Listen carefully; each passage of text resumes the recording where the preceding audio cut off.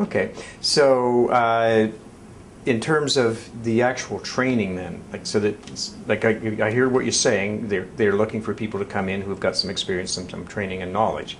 But what do they do in terms of training their auditors? What sort of training does an auditor get? Well, the training is usually what you pick up as you're going along within the department. You just don't start off becoming a office examiner. Usually, as I said, you have background starting off maybe as a clerk, statistic analysis, and then you work your way up into, let's say, T1 adjustments. You do that for a year or two. You get familiar with the Income Tax Act. You get familiar with internal policies and procedures. You get familiar with the taxation operation manuals. And so how do you learn your job? You're talking about working it up. Now, if they don't provide you training, how do you learn? Well, I got my training originally through Seneca College. I took accounting, introductory to accounting course. And then after that point, when I became an auditor, I think I went through about a week's training with the Taxation Operation Manual 4013.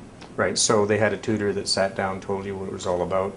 Not necessarily a tutor. There would be somebody present there, but mainly you were left onto your own devices to work your way through the set programs that they would have available. So how would they know whether you learned it or not? It comes through when you're actually doing the job. They have quality review, everything is reviewed. So how do they do the review? The review is done by a separate person that has been experienced in doing office examinations. They've done the job probably for a couple years. They've been reviewed themselves by quality review, usually have a good production rate and a good error rate. Everything is recorded. Okay, so production rate, like what's the production rate? Like how when they're looking at it and reviewing for production rate, what are they looking for? How much money you got?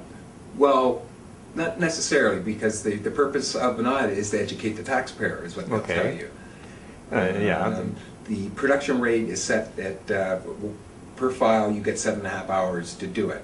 And that's from the start, from screening it, to reviewing the receipt, to preparing the proposal letter, to actually doing the adjustment, and then wrapping it up and sending it out for quality review. So what if it takes you twice that long? Well, then you're not falling within the production lines. You're going to have a manager breathing down your back. Okay, so what's more important, doing it right or doing it quickly? Quickly.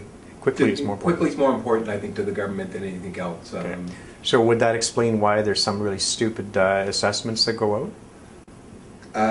Yes, I've seen people there that have been elected officials on the outside, members of, I'm trying to think of it was an alderman, and the individual had been there 14 years and still couldn't complete adjustments, T1 adjustments, which is at a lower level. Right.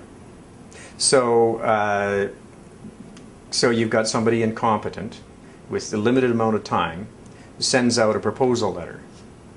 And in your mind, what specifically is that objective of that 30-day letter, the proposal? This is what we're going to do to you if you don't tell us we've done it wrong, sort of thing. What's the objective of that? What do you expect? Well, we expect, originally we sent out a 30-day letter requesting receipts and asking them to comply with our request. And as I stated, we pick out 3 to 5 different areas that we're going to review. We review those areas, and then we set up a proposal to the individual, indicating the changes that we want to make, or not want to make, that we're going to make, and we give them a chance to come in and re-represent themselves, or bring in a representative. The worst thing that you could do in an audit is speak for yourself. You can have an auditor, you can come in on an audit and he can get way off course and start asking you about other things that are not even outlined on his original. Right. So it's like fishing. Fishing to look to see if maybe there's some more bucks there to get. That's correct. So why would a taxpayer even go in for the discussion in the first place? What's in his benefit to even go in? Why doesn't he just send somebody else? It's not within his benefit to come in. We just, when we get them in there, we're asking them all types of questions, and this is where we really find out whether the expenses incurred are personal or not incurred to earn income, reimbursed. People like to talk. Sure. So what kind of questions would you ask somebody to suck them in? Oh, I'd ask them anything. My favorite thing was just to put them at ease. Ask them how their weekend was. Ask them how their evening was. What type of hobbies they have. And when you start getting into their hobbies, you start associating their hobbies with their expenses that they're claiming, and you'll see that some of these expenses are not legitimized.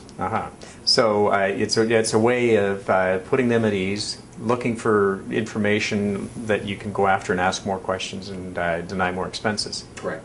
So it's once you come into my parlor, said the spider to the fly. That's correct. Yeah.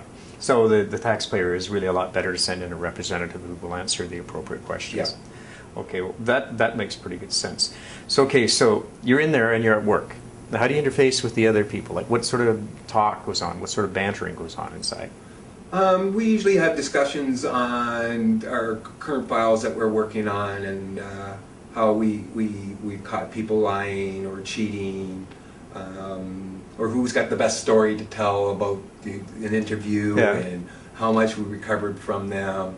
So is there it's a lot work oriented. Yeah. So is there any sense of competition between the auditors about who got more from who? And More sense on the competition between the auditors is your timing and your error rates.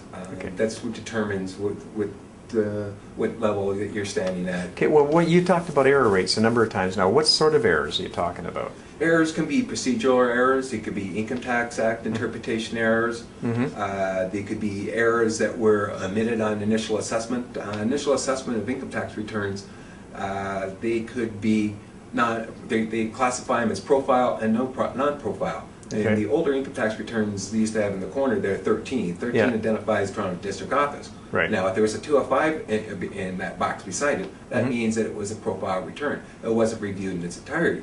Okay. And when we come across that 205, we're supposed to look at the whole file in its entirety to ensure that there's no other errors that were not picked up in initial assessment. Okay.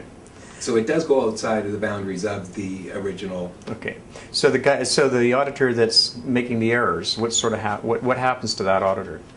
It gets a form that comes back with the file, not necessarily with the file, but most times, 9 out of 10, the file comes back with it. It'll identify the error with procedural or income tax error or technical error, and it's up to them to correct it and resubmit it. So what happens to the auditor if they keep making mistakes?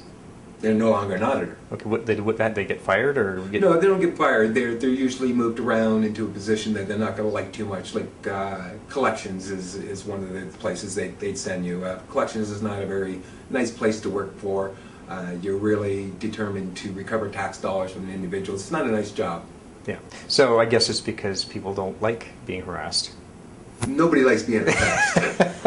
Yeah, I can sort of imagine that. So what happens, say you're an auditor and you're sitting there and you've sent in your 30-day proposal letter to a client, and you get a letter back from them that says, stick it up your nose, you moron, you're a bunch of creeps. How does an auditor react to that? Well, I try to not take it personally. I just complete my audit, go along with my proposal, and submit it for review. Would you say that's normal for auditors just to react that way? I try not to take it personally. You take it personally, you're going to get stuck there. Yeah. So, but is it like that's you? What about the other auditors? Did they take it personally and then want to come and get the person and look for more? Yes, they can take it personal and dig further into the file, and I find that's petty. I try to stick to the original outline of the audit, and is to educate the taxpayer. And there's been many times there that I have written up files and had quality review, sent it back with an error, and I've written it up on a form which is called the T2020, where it's an audit trail for what you completed, and I've written it up that, although the individual did not supply the receipts, I figured that the expenses are reasonable, they were incurred, and there's no reason to further submit him to this audit. And I write it up that way, but the error comes back and says, oh, you should change this. And I said, well, no, you should have read what I've written up. Yeah.